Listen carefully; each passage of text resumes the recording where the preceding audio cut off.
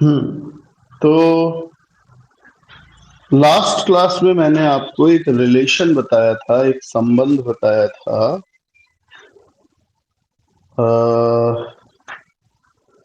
ऊष्माधारिता और अणुभार के मध्य। ठीक है ना, ड्यूलॉन्ग और पेटिट के नियम के आधार पर।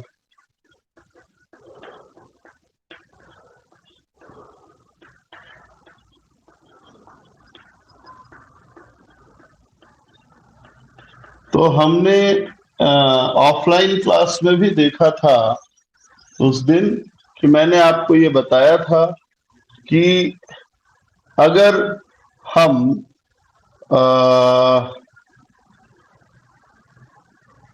विशिष्ट ऊष्माधारिता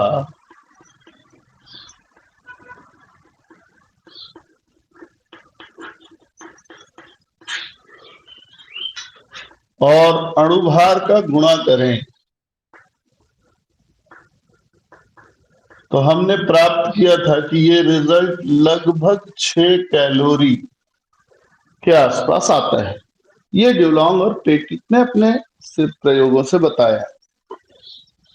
अब है ये कि हमने ढेर सारे तत्वों के लिए इस मान की गणना की और हमने पाया कि ढेर सारे तत्व जैसे लिथियम के लिए ये मान लगभग 6.4 है, एल्यूमिनियम के लिए 5.7 है, आयरन के लिए 6.2 है, सिल्वर के लिए 6.2 है। तो ज्यादातर के लिए ये मान 6 के आसपास है। मतलब ये मान सही है, ड्यूलॉन्ग और पेटिट का नियम सही है, ये प्रमाणित हुआ। लेकिन लेकिन एक बड़ी दिक्कत यह है कि बाद में रेनो नाम के वैज्ञानिक या और लोगों ने 1841 में बताया कि ड्यूलॉन्ग और पेटिट का नियम हमेशा सही नहीं। तो रेनो ने बताया कि ये नियम हमेशा सत्य नहीं है।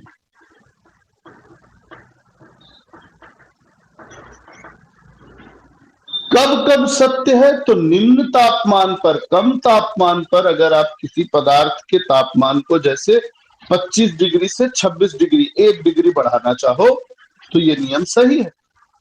26 से 27 करना चाहो तो भी सही है, 30 से 31 करना चाहो तो भी सही है। पर अगर आप इसके तापमान को 105 से 106 करना चाहो तब यह मामला सही नहीं है। उच्च तापमान पर इन्होंने ये बताया कि कम परमाणु भार वाले ठोस जैसे कार्बन, बेरिलियम, बोरॉन और सिलिकॉन पर सामान्य ताप पर लागू किया जाता है। अगर हम इसी मान को केवल उच्च ताप पर ही नहीं, बहुत हल्के तत्वों के लिए अगर हम लें तो ये मान बहुत अंतर करते हैं। जैसे आप देखो कि कार्बन के लिए 5.5 है, बेरिलियम के लिए 2.5 है। अब 6 के आसपास तो नहीं मानेंगे ना 2.5 को। इसके अलावा बोरॉन के लिए 1.35 है। अब ये तो 6 के आसपास नहीं है, तो इसका मतलब बहुत हल्के तत्वों के लिए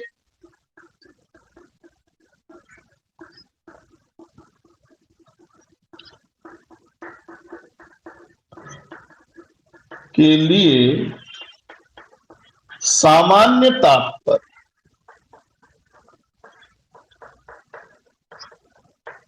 ये नियम सत्य नहीं है। दूसरा कब सत्य नहीं है? तो इसके अतिरिक्त जिन तत्वों के साधारण ताप पर यह मान सत्य है, ऊष्माधारिता 6 बता रहा है, उच्च तापमान पर ये तत्व ये बाकी के लिए सत्य नहीं है। अन्य के लिए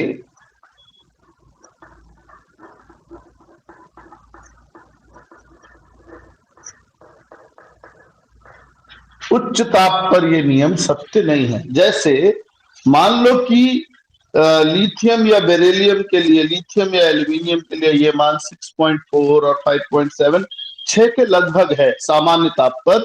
तो अगर आप उच्च ताप मान लो 200 डिग्री पे आप चाहते हो कि 1 डिग्री और बढ़ा लो, तो उतना ताप नहीं, अब ज्यादा चाहिए, 9 की जरूरत होगी। तो ऊष्माधारिता का मान ताप बढ़ने के साथ यहाँ बढ़ जाता है।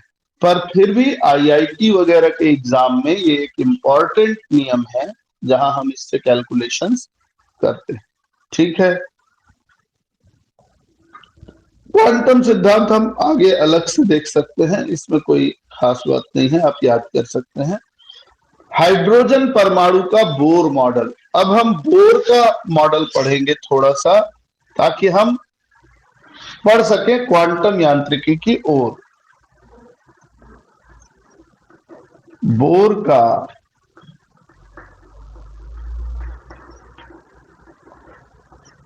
हाइड्रोजन परमाणु मॉडल या हाइड्रोजन परमाणु के लिए बोर का मॉडल, ऐसा भी लिख सकते हो आप। तो बोर ने बताया कि परमाणु गोलाकार होता है। बिल्कुल ठीक, परमाणु गोलाकार होता है। परमाणु के केंद्र में एक नाभिक होता है जिसका आकार पूरे परमाणु की तुलना में बहुत छोटा होता है। यहां तक कोई दिक्कत नहीं है। नाभिक में धनावेश पाया जाता है और पूरे परमाणु का लगभग संपूर्ण द्रव्यमान नाभिक में निहित होता है। ये भी कोई बड़ी बात नहीं। इलेक्ट्रॉन, अब हम इंपॉर्टेंट टॉपिक पे आते हैं। इलेक्ट्रॉन यानी ऋणावेशित कण इस नाभिक के चारों ओर निश्चित ऊर्जा के वृत्ताकार पथ में गति करता है। निश्चित ऊर्जा के वृत्ताकार पथ में गति करता है। इस पथ को हम कक्षा या कोश के नाम से जानेंगे। ठीक है ना। उन्होंने इस पथ को ऊर्जा स्तर भी कहा। तो इलेक्ट्रॉन का मुख्य ऊर्जा स्तर। अब उन्होंने यह भी बताया कि एक नाभिक के चारों ओर अनंत वृत्ताकार पथ हो सकते हैं, लेकिन हर वृत्त जो है वो इलेक्ट्रॉन का पथ हो ये आवश्यक नहीं है।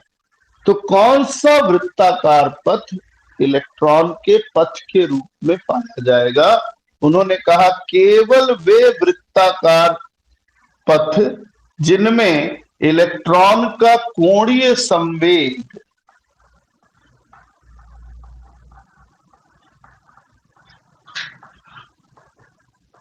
n गुणा h/2π का सरल गुणक होगा, जहां n का मान 1, 2, 3, 0 से ऊपर कोई पूर्णांक होना चाहिए, तभी वो वृत्ताकार पथ इलेक्ट्रॉन के लिए कक्षा का रूप ले पाएगा। अब किसी इलेक्ट्रॉन के लिए नाभिक के चारों ओर एक से ज्यादा ऊर्जा स्तर संभव है। तो जब हमारा इलेक्ट्रॉन अपने ऊर्जा से अधिक ऊर्जा वाली कक्षा में जाना चाहता है, तो उसको दोनों ऊर्जा स्तर के अंतर के बराबर ऊर्जा अवशोषित करनी पड़ती है। जब वो नीचे से ऊपर जाएगा तो ऊर्जा का अवशोषण करेगा, जब ये उच्च ऊर्जा से निम्न ऊर्जा में आएगा तो ऊर्जा का उत्सर्जन करता है। अवशोषित और उत्सर्जित ऊर्जा का मान हमेशा डेल ई बराबर E2 माइनस E1 के बराबर होता है, जो विकिरण के रूप में उत्सर्जित होती है। ये ध्यान रखेंगे। अच्छा, अब यहां बोर ने इलेक्ट्रॉन के लिए इसका स्क्रीनशॉट ले सकते हैं आप, शॉर्ट चीजें लिखी हुई हैं, याद करने में सहूलियत होगी।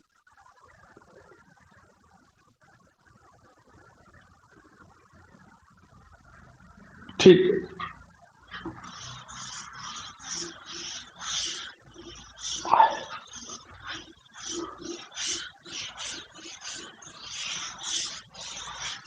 तो अब हम एक दो चीजें और गणना कर लेते हैं। मान लीजिए ये एक परमाणु है और ये इलेक्ट्रॉन इसके चारों ओर घूम रहा है। तो घूमता हुआ इलेक्ट्रॉन दो प्रकार के बल अनुभव करेगा।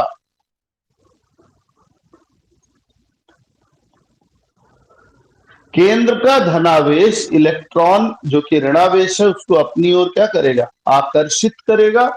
इस आकर्षण बल को हम नाम देंगे अभिकेंद्र बल।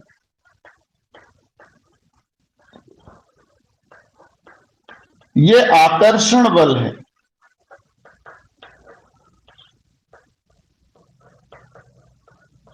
जो अंदर की ओर इसको खींच रहा है, जबकि इसके घूमने की वजह से एक प्रतिकर्षण बल या एक छद्म बल जिसको हम अपकेंद्र बल कहते हैं,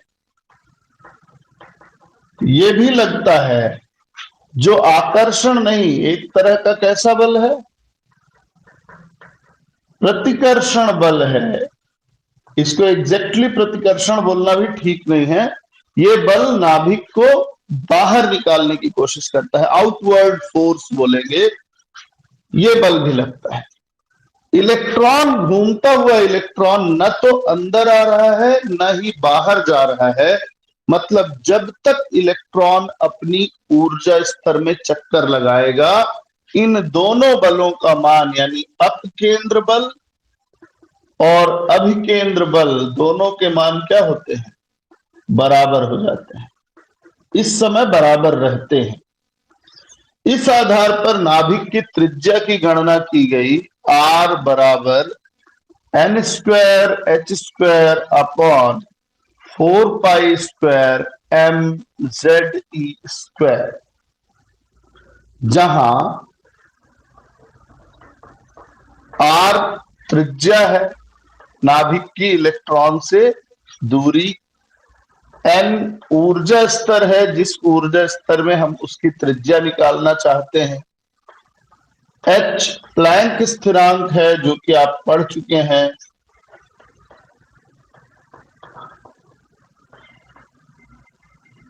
एम इलेक्ट्रॉन का द्रव्यमान है, जेड परमाणु क्रमांक है और ई इलेक्ट्रॉन का आवेश है।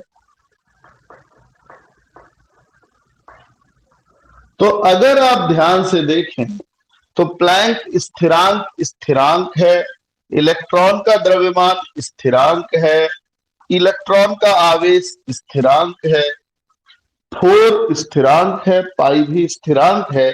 इन मानों को अगर रख दिया तो आर बराबर आपको मिलता है 0.529 into 10⁻⁻8 N square upon Z centimetre. और अगर आप इसको आंगस्ट्रॉम में निकालना चाहें तो 0.529 into N square upon Z कर दीजिए तो ये आंगस्ट्रॉम में मान निकल आएगा। अब हाइड्रोजन के लिए अगर निकालना है आपको तो देखिए कैसे निकालेंगे। आप हाइड्रोजन का परमाणु क्रमांक लिखिए 1s1। इसका मतलब n प्रथम कोश और परमाणु क्रमांक Z बराबर भी कितना है, 1। इन दोनों का भी मान चाहिए तो R बराबर आपको आ जाएगा 0.529 गुणा n मतलब 1 का स्क्वायर बटा 1। 1 का स्क्वायर 1 होता है, 1 1 मतलब 1, 1 से गुणा कर देंगे तो इतना ही आएगा 529 आर्मस्ट्रॉन्ग। यहां मैं H लिख दे रहा हूं, ये हाइड्रोजन के लिए है। तो ये हाइड्रोजन के लिए आप त्रिज्या की गणना इस सूत्र से कर सकते हैं।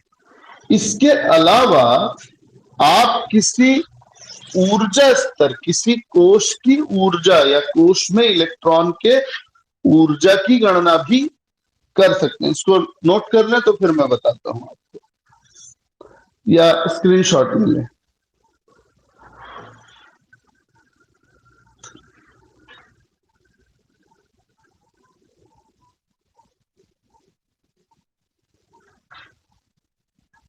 ठीक है,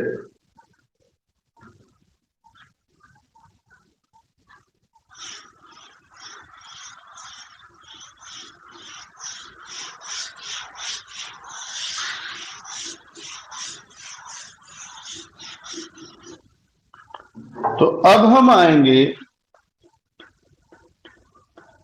इलेक्ट्रॉन की ऊर्जा पढ़ने के लिए।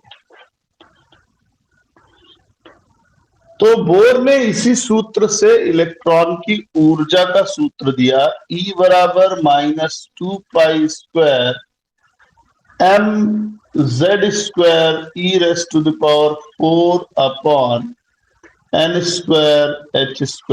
सारा मान आपको पता है।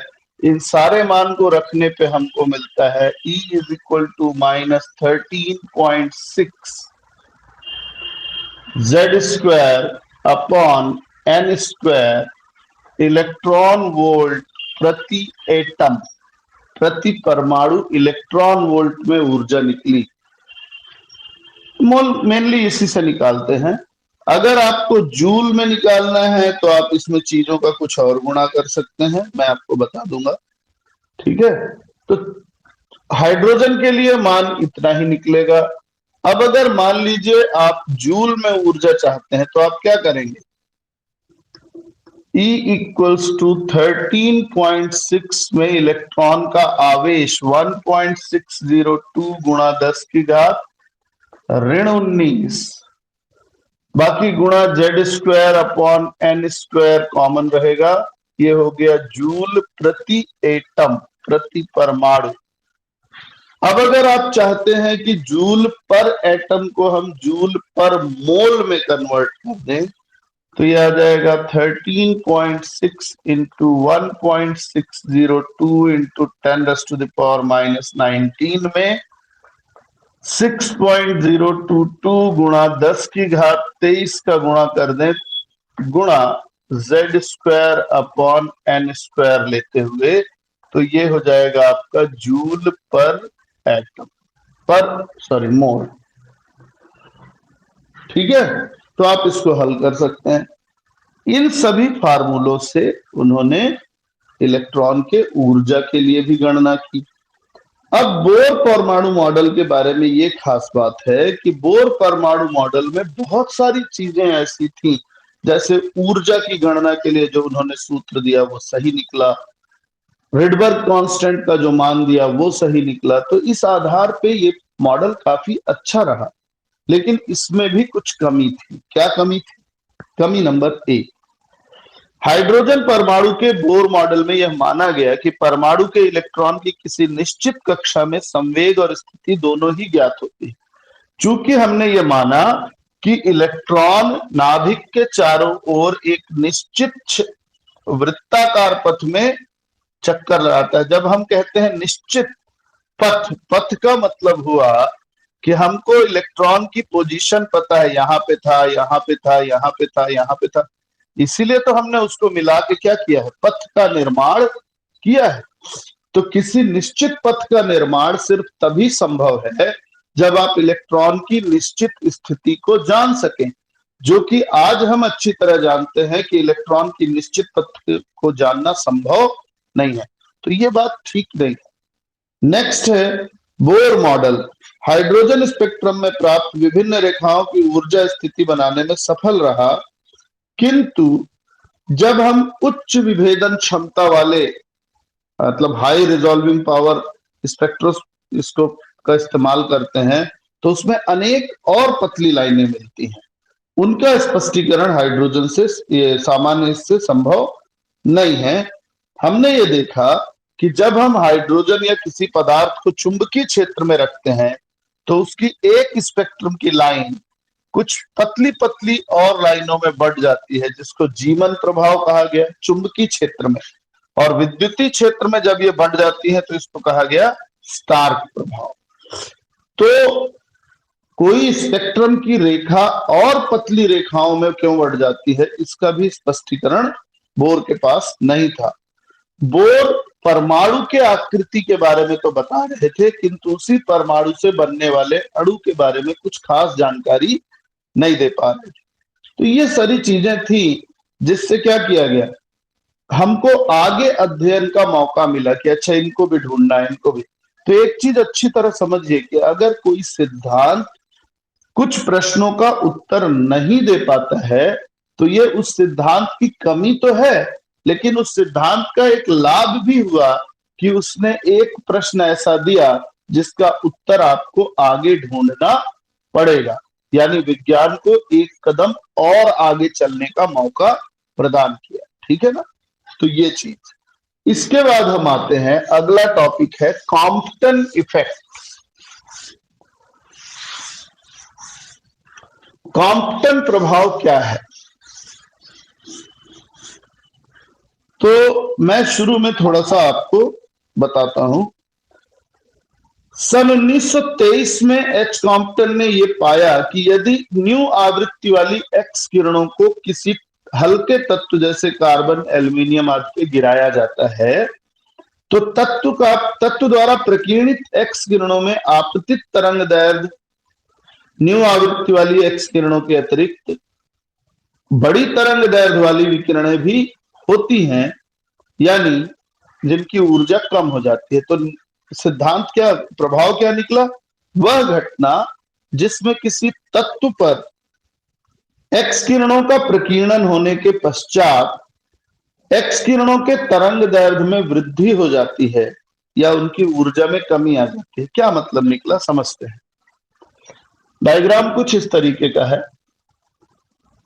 ये जो है हमारा स्लिट है। स्लिट का काम होता है प्रकाश जो बिखरा हुआ आ रहा है उसको एक पुंज के रूप में बदलना, ताकि हम एक न्यूनतम किरणों को एक सीधी रेखा में जाने दें। ये हमारा कोई तत्व है। जब इससे एक विकिरण एक्स की आके टकराई, एक्स रे, तो इसने इसका प्रकीर्णन किया। प्रकीर्णन यानी बिखेर दिया।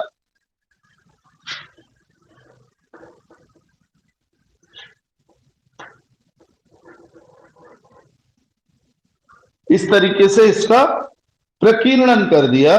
अब इस प्रकीर्णन से क्या हुआ, ये हमारी नॉर्मल लाइन, ये सीधा आना चाहिए, ऐसा था। ये एंगल है थीटा जिस पर इसका प्रकीर्णन हुआ है, विकिरण प्रकीर्णित हुई।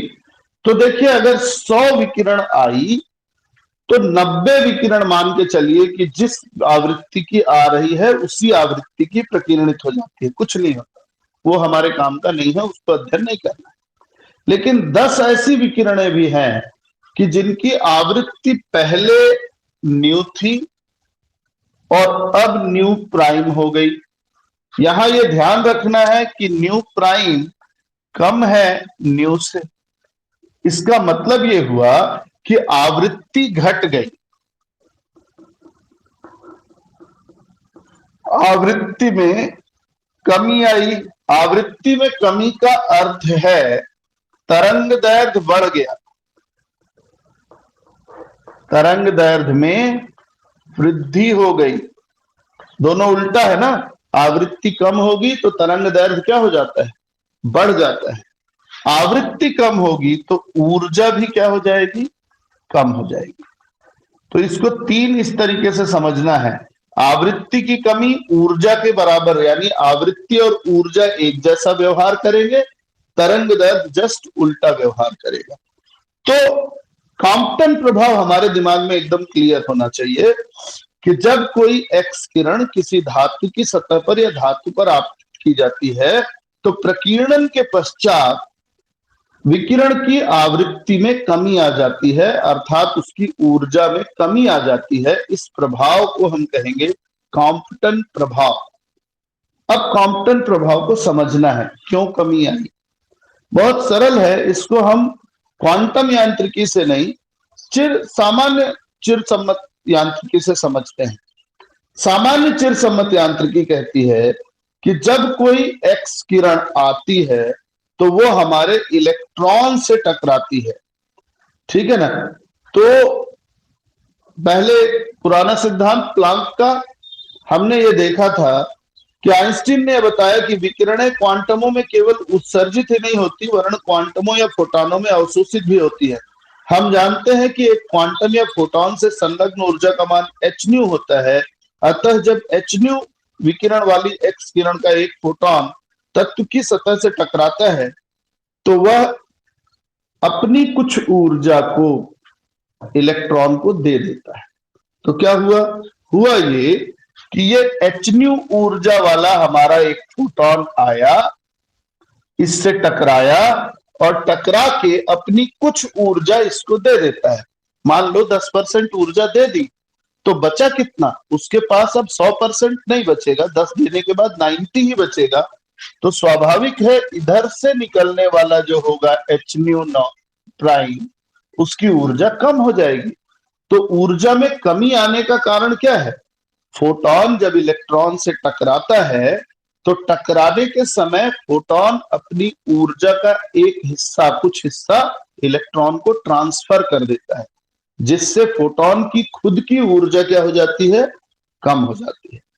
अब हम यहीं आगे हम बढ़ेंगे कि यदि आपतित एक्स किरण की दिशा से प्रकीर्णित होने वाले एक्स किरण का विक्षेपण बहुत अधिक होता है, तो इसका तात्पर्य है कि प्रकीर्णित एक्स किरण बहुत कम ऊर्जा वाली है, बहुत बड़ी तरंग दैर्ध्य वाली होगी।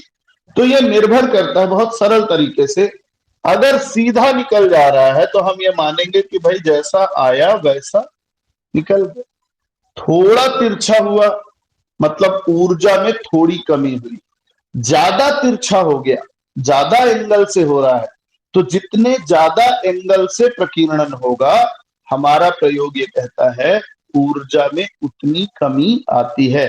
तो इसके लिए एक ऊर्जा संक्षारण के नियम या संवेग संक्षारण के नियम से एक समीकरण को डिराइव किया गया यहां, जिसमें लिखा गया कि lambda minus lambda prime equals to del lambda. ठीक है।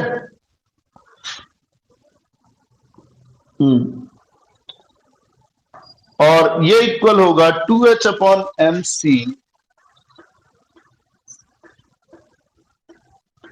Sign theta by 2, sine square theta by 2। और जब इसका क्या किया जाता है, इसको हल किया जाता है, तो ट्रिग्नोमेट्रिक में आप देखें, मैथ्स का पोर्शन है, मैं आपको उतना बेहतर नहीं बता पाऊंगा, पर इसका फॉर्मूला है कि 2 साइन स्क्वायर थीटा बाई 2 जो होता है, फॉर्मूला जो हमारा है 2 साइन स्क्वायर थीटा बाई 2 बराबर होता है 1 माइनस कॉस थीटा। ठीक है, 1 माइनस कॉस थीटा, तो हम वो वैल्यू रख देंगे। डेल एच बराबर आ गया हमारा एच अपॉन एम सी, और यहां आ गया आपका 1 माइनस कॉस थीटा। ये लो फार्मूला आ गया। अब हम भिन्न भिन्न मान को मानते हुए इसको हल करेंगे। तो सबसे पहले हम मानते हैं कि जब प्रकीर्णन का कोण 0 डिग्री है, मान लो थीटा 0 डिग्री जब होगा तो क्या होगा? कॉस 0 मतलब होता है 1, कॉस 0 मतलब सॉरी कॉस 0 मीन्स होता है बिल्कुल 1। तो यहां हमारा कॉस क्या हो गया? 0 बराबर क्या होगा? 1। तो मान इसमें रखते हैं, डेल लैम्डा है, सॉरी मैं एच लिख रहा था, डेल लैम्डा बराबर क्या है आपका? H upon M C 1 minus cos theta. Cos 0 degree बराबर क्या है? 1, तो 1 माइनस 1, 1 माइनस 1 मतलब 0, यानी ये पूरा क्या हो जाएगा? 0। ठीक है, इसका मतलब अगर प्रकीर्णन 0 डिग्री पे होता है, कोई प्रकीर्णन नहीं हो रहा है, सीधा निकल जा रहा है हमारा विकिरण, तो ऐसे में थीटा का मान 0 होगा और आवृत्ति और तरंगदैर्घ्य में कोई परिवर्तन नहीं होता है। ये पहला केस है। दूसरा केस, थीटा बराबर 90 डिग्री, थीटा का मान अगर 90 डिग्री होता है तो कॉस 90 डिग्री बराबर होता है 0। तो मान रखते हैं डेल लैम्डा बराबर आ जाएगा H upon M C 1 minus 0, 1 minus 0 मतलब 1, 1 का मल्टीप्लाई यानी H upon M C del lambda, H का मान रखो 6.626 into 10 raised to the power minus 34, अर्ग में लिया हुआ है इसने, तो 27 कर देंगे, डिवाइडेड बाई m इलेक्ट्रॉन का द्रव्यमान 9.1 इंटू 10⁻⁻31 किलोग्राम में, इंटू c प्रकाश का वेग 3 इंटू 10⁻10 सेंटीमीटर। हाँ जी, दिख नहीं रहा है? सभी के साथ ऐसा है या केवल आपके साथ है?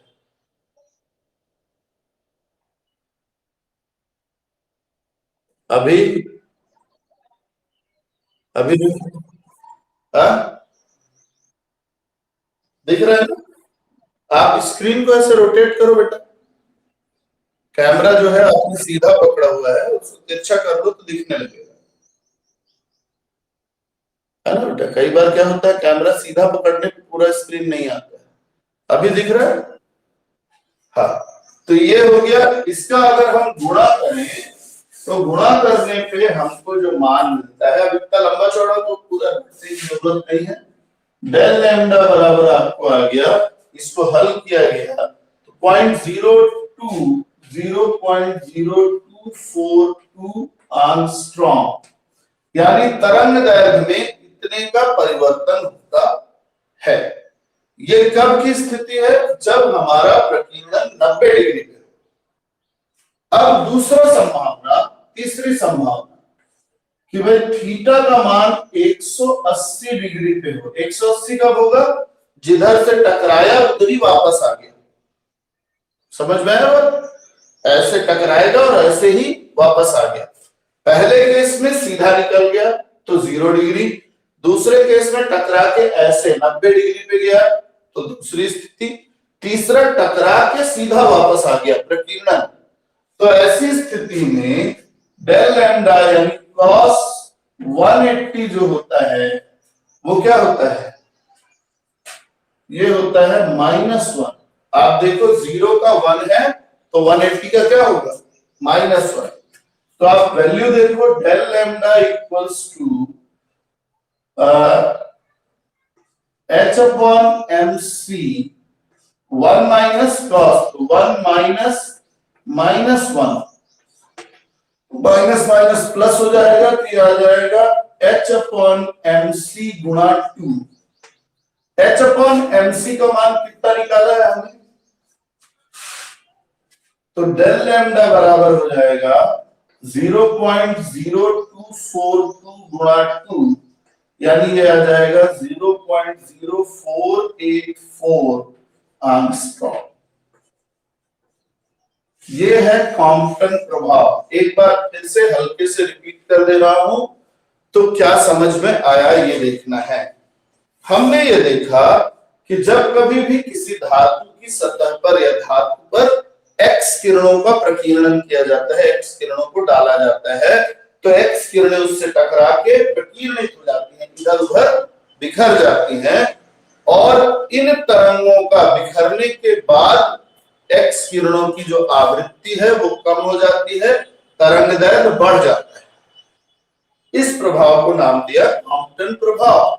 इसको समझाने के लिए चिरसम्मत यांत्रिकी ने कहा कि जब एक फोटॉन किसी पदार्थ के अंदर आता है तो वो उसके इलेक्ट्रॉन से टकराता है और इस इलेक्ट्रॉन को अपनी कुछ ऊर्जा देके ये यहां से प्रकीर्णित हो जाता है।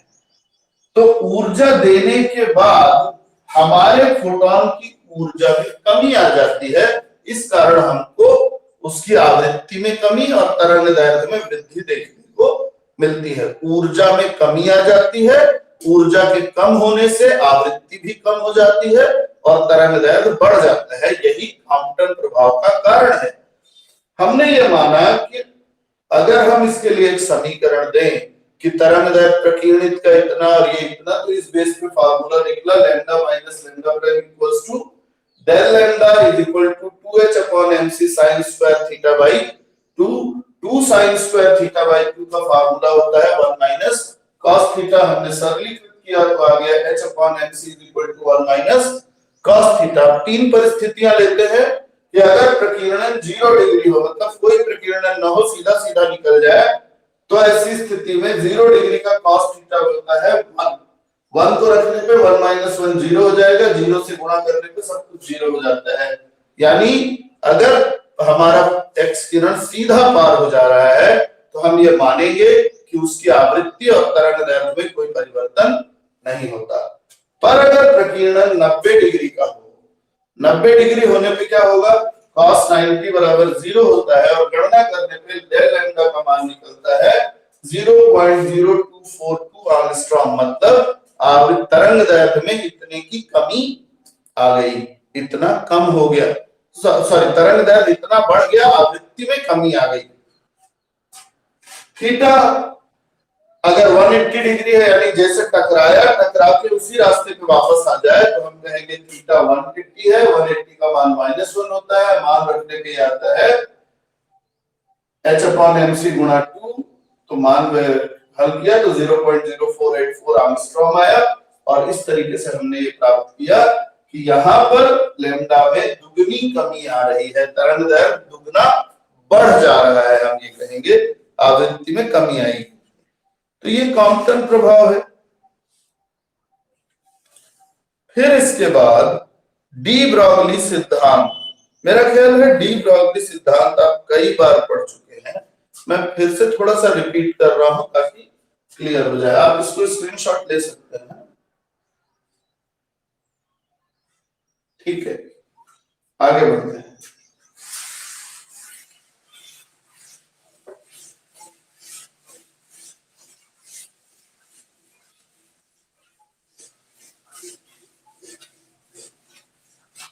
देखिए हम धीरे धीरे अंदर की ओर चल रहे हैं, है ना। तो अब आए डी ब्रॉगली।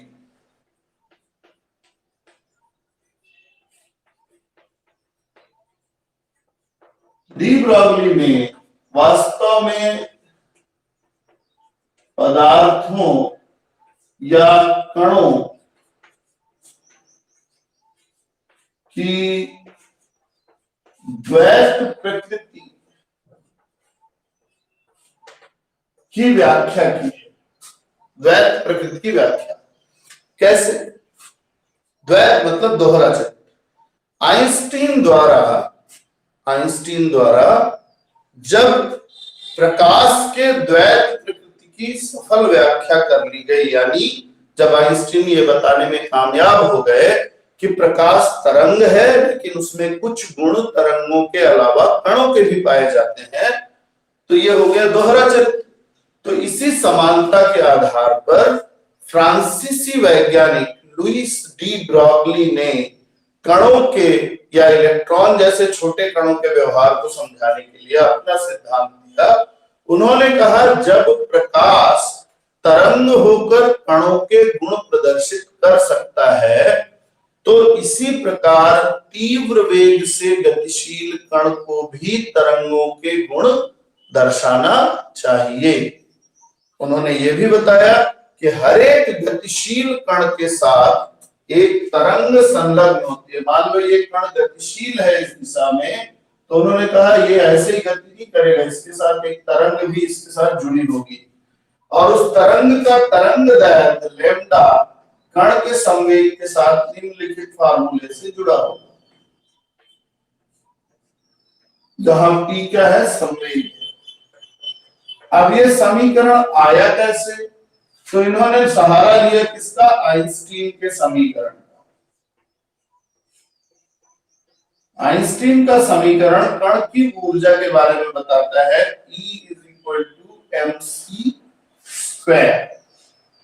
और इन्होंने प्लांक के समीकरण के बारे में सहारा लिया। प्लांक का समीकरण कि भाई तरंग की ऊर्जा जो होती है E वो होती है hc/λ। तो चूंकि हमारा कण ही तरंग और कण की भांति व्यवहार कर रहा है तो समीकरण 1 और 2 की तुलना की जा सकती है।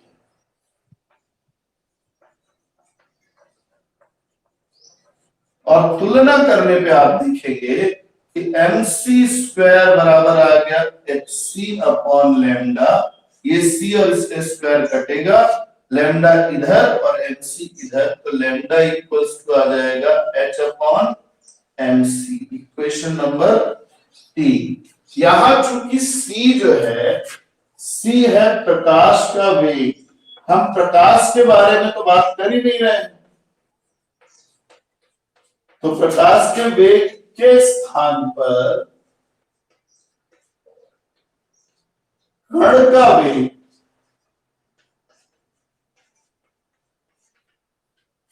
v रखने पर, कण का वेग रख दिया हमने v, तो c की जगह v हो गया, तो लैम्डा बराबर आ गया hc बटा sorry h upon m v, और चूंकि mv जो होता है वो संवेग के बराबर होता है, इसलिए h अपॉन e लिखा जा सकता है। तो ये समीकरण सभी पर लागू है, आप एक कार के ऊपर भी इसको लागू कर सकते हैं, लेकिन एक समस्या है। समस्या ये है कि अगर आप किसी बड़े कणों पर लागू करें, जैसे 10 ग्राम का कण है, 10 ग्राम मतलब इतना बड़ा कण, मान लो कोई 10 ग्राम का पिंड है जो 1000 प्रति सेंटीमीटर प्रति सेकंड के वेग से गति करता है। तो एक उदाहरण लेते हैं, माना 10 ग्राम का कण, 10 ग्राम का पिंड 1000 सेंटीमीटर प्रति सेकंड के वेग से गति करता है, यानी 10 मीटर प्रति सेकंड के वेग से गति करता है। तो ऐसे में इसके लिए जब आप lambda is equal to H upon M V का फॉर्मूला रखेंगे, तो आपको मिलेगा 6.626 गुणा 10⁻⁻27 डिवाइडेड बाई m कितना है 10 ग्राम, और सेंटीमीटर में ही लेते हैं हम, एसआई यूनिट में नहीं ले रहे हैं। तो आप ये 10 की घात क्या हो जाएगा, 4 ऊपर जाएगा, कम हो जाएगा, और लैम्डा बराबर आएगा 6.626 into 10⁻⁴, माइनस ऊपर जाएगा, -4 और जुड़ जाएगा, और ये हो जाएगा -31 पर सेंटीमीटर। तो ये बहुत कम मान है, 10⁻31, -31 का मतलब है दशमलव के बाद आपको उतना जीरो लगाना पड़ेगा, हालत खराब हो जाएगी। इतना छोटा तरंग हमारे पास उपलब्ध नहीं है। मान तो सही है, पर ये ठीक ऐसा है कि मैं कल्पना करूं कि भाई एक आदमी वो 5 गुणा 10 की घात 12 किलो वजन का है। आप बोलोगे सर ये इतना ज्यादा ना फेंको भाई, फिर ठीक है 50 किलो का हो सकता है, 500 किलो का भी माना जा सकता है एक आदमी का वजन, पर आप 50 लाख किलो बोलोगे तो थोड़े मानेंगे। एक आदमी का वजन उतना होना संभव नहीं है। तो संख्या तो है लेकिन वास्तविक मान नहीं है। तो ये भी एक संख्या ही है, इस आकार की तरंग हमको पता नहीं है, तो इसकी कोई भौतिक सार्थकता नहीं है। ठीक है, तो इसकी सार्थकता कब है, जब आप बहुत छोटा कण ले, बहुत कम द्रव्यमान का तरंग कण ले, जैसे इलेक्ट्रॉन, और उसका वेग ले, तब कहीं जाके जो तरंग मिलती है वो मापे जाने योग्य होती है, और तब उसकी कोई भौतिक सार्थकता होती है।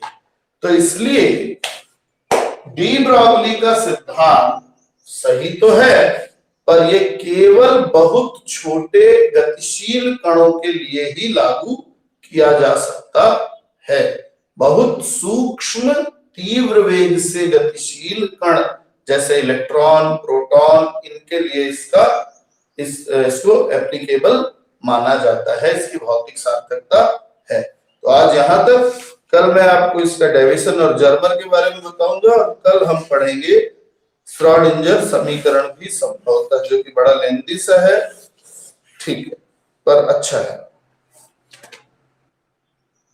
किसी को कुछ पूछना है तो पूछ सकते हैं।